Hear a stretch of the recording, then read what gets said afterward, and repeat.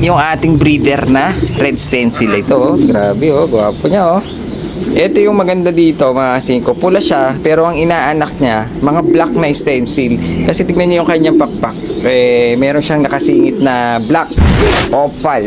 Recessive opal. Napakaganda nito recessive opal natin, oh. Perfect na perfect ang kanyang lace. So, ayan! Naantok pa ako. Ay, naantok pa. So, ayan, bali ngayong araw na to, dala natin yung ating brand new na training box. Na sobrang linis. Kita nyo naman, sobrang kinis. Makinis, masyado. Ngayon, gagawin natin, kukunin na natin dito yung mga ayaw mag-breed. Katulad nito, mga 5. Tapos na siyang mag-breed si ating saddle opal.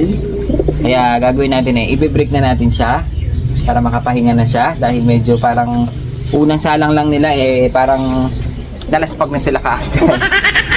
Kaya gagawin natin, ihiwalay na natin yan. Tatanggalin na natin siya dito. Tapos susunod na natin ito, mga 5. Dahil nga sobrang tagal na nito, ayaw pa talaga mangitlog. Tingin ko baka hindi sila compatible o kaya baka ayaw talaga mag-breed ng babae. Siguro tatry na lang natin sila sa susunod. Pero yung lalaki iiwan natin. Sige, iwan natin yung lalaki kasi wala tayong gusto kong magpalipat ng ganitong kulay na pula. Ayun, ganda kasi na pagkapula nito. Pulang pula, ganda, oh. Pak. Gusto ko sana magpalipat ng ganyan. Kaya gagawin natin, iiwan natin yung kak para sumabik siya sa pares. Pag medyo masabik na siya sa pares, dahil nga may pares pa siya ngayon, ang ipapares natin, mga 5, itong sinuli sa atin na hen. Ayan siya, mga 5. Yan ang ipapares natin sa kanya. Tapos, bali tatanggalin natin tong hen. Tapos ngayon, itong ating recessive opal o yung tinatawag nilang rose, tatanggalin na rin natin dahil nga parang naiinis ako dito sa hen. Hindi marunong maglimlim dahil sa bagay, basal ito, bata pa kasi. Anak niya kasi yan. Baka hindi sila compatible. Gagawin na lang natin, yung dating pares na lang siguro nung kak, yung nanay nito, yung nanay niya. Yun na lang i-prepare natin. Pero ngayon, dahil nga nakapag-breed na sila, pahingayin muna natin. Iba na lang isasalang natin dyan. At kukuha tayo ngayon dun sa ating mga laruan. Off color muna, para hindi tayo masyado nauumay. Kasi itong ating barless, tatanggalin na rin natin para makapahinga na siya. Yung hen yan, mga 5, nasa Isabela na. Inawitan sa atin ni Tropa. Kahit na biniyak niya kasi, kahit na may pares yung ating barless na blue bar, kinuha yung hen at naiuwi na ng Isabela, 5. From Isabela to Tarlac. Tarlac to Isabela. Napakalayo ng biyahe ni Kuya. 8 hours! Kung alam ko 8 hours kasi si Airmans ko taga Isabela din, sa may Kawayan, Isabela. Marami akong kamag-anak sa may Quirino. Pag pumupunta kami doon, dahil nga pangit pa yung daan dati, 12 hours or 10 hours, parang ganun. Sobrang layo. Kaya sana maalagaan ni Kuya yung barless natin. Breeder yun, proven pa. Kaya gagawin natin, tara, lagyan na natin sa napakakinis nating kinis sa training box. At kukuha tayo ng mga kapalit doon sa ating mga laruan. Titignan natin kung sinong pwede nating isalang. Hay! Naantok ako. Napuyat tayo kagabi, mga 5, kakabalot ng mga regalo. Hindi pa tapos si Gobrea magbalot dahil time check, 1:00 na. Dahil pang babalutin ng mga regalo. Ako, tapos na ako kaso nakulangan ako ng tawag dito, pambalot. Ito kay Mura na Don Robert, syempre, no? At syempre hindi mawawala si ayan pa, JP. Ano tayo regalo sa kanila? Saan ka pa? So ang dami pa, antok na ako. Papuno yun Unahin na natin tanggalin itong mga saddle na to dahil nga parang pagod na sila dun sa una nilang salang. Ito, ang ganda nito, mga 5. Opal saddle. Ito, yung paanak natin na naging breeder na natin. Ayan, ginawa nating stock. Malinis kasi yan, mga 5. Sobrang linis. Hen. Ngayon, yung kanyang tatay na naging pares na niya ngayon, napakalikot. Ay, pahuli. Ibe-break na rin natin para makapahinga na si Pogi. Ayun, opal kahoy na saddle na perfect mga 5. Ayan, lagyan na natin sa training box na napakakinis, brand new. Tapos susunod na natin si Red Bar. Si Red Bar kasi mga 5 talagang ayaw talagang umitlog, ayun, no? Pero lagi nag-aasawan kasi ito, kaya dito ako nagtataka eh. Kaya gagawin natin break muna kayo, ha? Oh, ganda pa naman yan, laki niya. Laking hen nito, tapos landing-landi pa, kaya break na muna tayo, ha? Iwan na natin yung kanyang pares. Ayun, no? Namamagalang yung puwit niya, pero ayaw talagang umitlog. Baka hindi pa para sa atin yung kanyang magiging anak. Lagyan na muna natin dyan eto to, tanggalin na rin natin to. Pahingin na muna natin si Opal, recessive opal. Napakaganda nito recessive opal natin, no? Perfect na perfect ang kanyang lace. Ang kulay pantay-pantay. Kaya pahingay na muna natin. Ginagawa lang natin itong stock bird mga 5. Ito po hindi po pang out, mga pang laruan lang natin yan, pang sarili. Tapos kunin na natin yung kanyang anak na pinaris natin sa kanya na ayaw mga anak sa atin. Nangingitlog siya. Muntik na. Hirap talaga ng isang kamay lang. Nanganganak siya, nangingitlog siya, lilimlim niya, tapos tinatayuan. Ano ba naman ito? Hindi ka marunong. Kaya lagyan na natin dito. Ibalik na natin siya dun sa ating mga laruan. Pagpag na muna natin. Tapos si Barles, kukunin na rin natin mga 5. Dahil wala na siyang pares, napunta na ng Isabela. Yung kanya sinusubuan, lalagay na natin muna sa Taiwan lock. Pwede natira sa atin yung kak. Kinuha yung babae Kaya wala na siyang pair. Ngayon, lagay na natin siya sa laruan natin dun. So, yun. Bali, kukuha tayo ngayon. Napakante itong isa. 2. Ito wala nang pares, i-prepare natin ngayon yung nandun. Bali, 2 bakante, 3, 5. 3 pair ang lalagyan natin dito. Mga laruan lang muna para kasi tapos na tayo magsalang ng mga pangkarere. Ngayon sila, para ako. Ganda ng kuit to.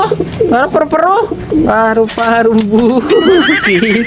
Sa Paskong darating, Santa Claus ay ako rin. So ayan mga 5, makikita nyo dito meron tayong grocery. Pero hindi ko ito ipapamigay. Hindi natin ito papamigay mga 5. Tapos meron pa tayo dito 2 paper bag. Sa wakas mga 5 pag pala, kapag nakakatanggap ka mga 5 ng bigay, masaya rin pala. Kaya pala yung mga binibigyan natin ng mga ibon, pag binibigyan natin masaya pala sila. Pero ako masaya ako dahil nakakapagbigay ako. Pero ngayon binigyan tayo ng AA House of Crackers mga 5, no? Ng grocery. At mamaya check natin kung ano laman nito. Ayun, no? Ang bigat niya. Mukhang maraming laman. Pang Noche Buena. Tapos binigyan kami ni House of Crackers ng tumbler siguro ito mga 5 kay 5 TV at saka kay Gobrea, tigisa kami. Kaya sa House of Crackers, lalo na kay Ma'am Donna, kay Boss Arnold, maraming salamat po. At check natin kung ano to. Tingnan lang natin kung anong laman. Kasi lalo na may itga kung maglagay dito ng malamig na inumin. Kung si Rhea ay mahilig sa kape, ako naman mahilig ako sa may yelo. Alam niyo na. Pang kape ito, pero gagawin natin ito. Pang shot. So ayan, bali. Sarap sa feeling. Ngayon, gusto ko lang i-check ito mga 5. Check lang natin yung dala sa atin na grocery. Tignan lang natin mga 5 kung nandito yung paborito ko. Dahil sa grocery kasi pag namimili si Gobrea, meron ako mga paborito Kaya gusto kong i-check. Grabe, ang ganda nito. Happy Holiday 5. Ito, pwede to sa mga bata. Mga 5, may mga wafer. Parang siyang Christmas tree. Ayun, no? Tapos, maraming laman Marami siyang laman mga 5. Tsaka nakikita ko sa grocery, medyo mahal itong mga nandito. Tapos meron tayong pang spaghetti. Pero mukhang nakita ko na yung medyo hinahanap natin. Yung aking favorite. Sige, no? Nasa dulo. Check lang natin. Whoop! Ito yung scam.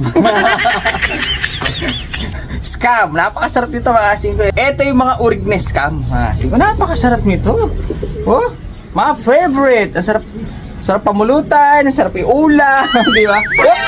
Andali.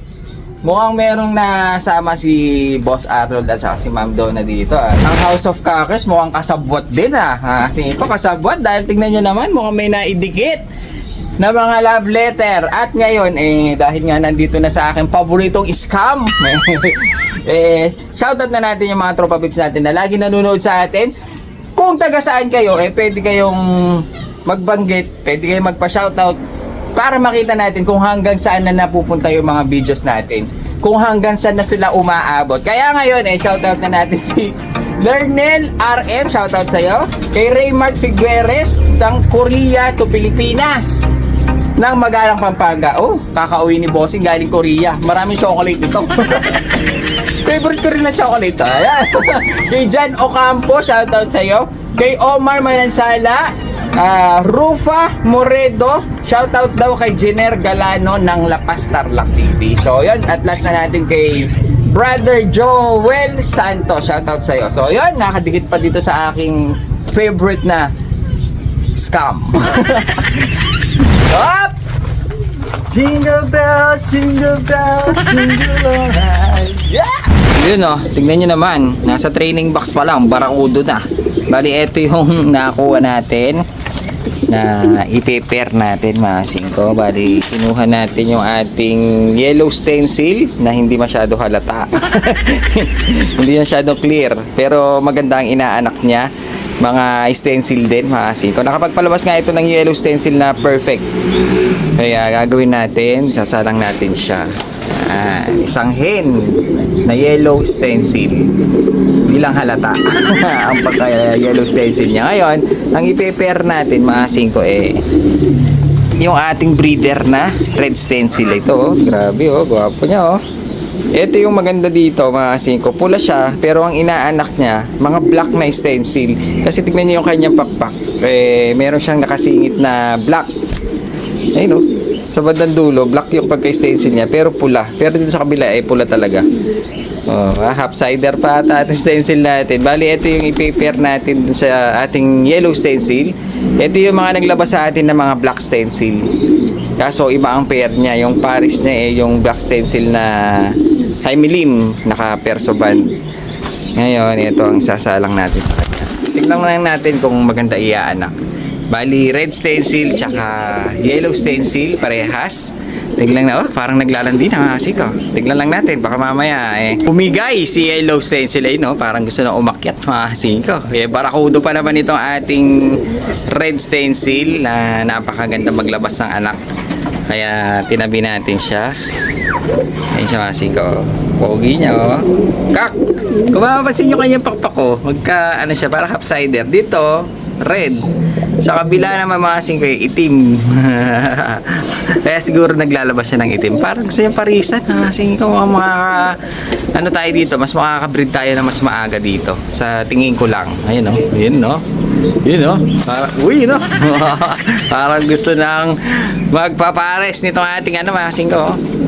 Yellow stencil na hindi halata. Hindi kasi siya halata kasi wala siya gaanong guhit-guhit na katulad nitong red stencil natin.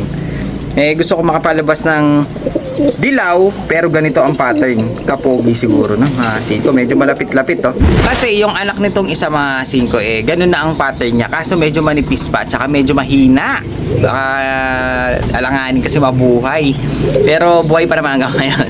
Kaya ginawa natin, sinalang natin si yellow stencil na hindi halata kay red stencil natin na napakapogi. Napakaangas niya mga singko. Red siya, pero ang inaanak niya parang hindi pa siya naglabas ng ganitong kulay. Kasi tingnan niyo yung kulay niyo. Hati isang itim, isang pula. Alis astig.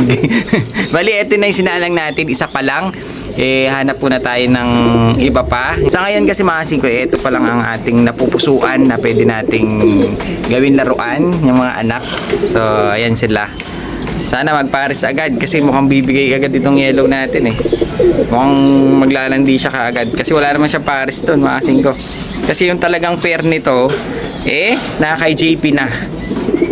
Yung red stencil din na ka-pair niya nasa kanya na mga singko. Kaya gagawa tayo ng panibago nating project Gusto ko talaga maging ganito siya na yellow ang pattern. Pero gusto ko ganyan mga kasing ko, yung litaw na litaw yung lace niya. Ito kasi hindi siya ganong litaw, parang mapusyaw lang yung kanyang body. Yung leeg naman niya medyo dark, kaya mga kasing ko. Kaya hindi siya halatang stencil. Pero stencil ito, mga kasing ko. Hindi lang halata. Ano ba yan?